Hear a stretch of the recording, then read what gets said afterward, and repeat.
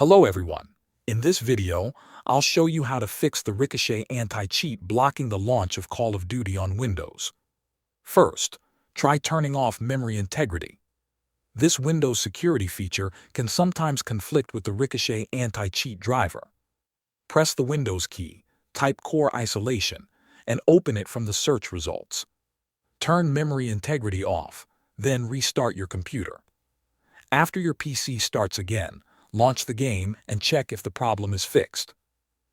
If the issue continues, make sure Secure Boot and TPM 2.0 are enabled. Press the Windows key, type System Information, and open it. Check the Secure Boot state here, and after that, confirm that TPM 2.0 is available on your system. If either feature is disabled, restart your PC and enter your BIOS or UEFI settings.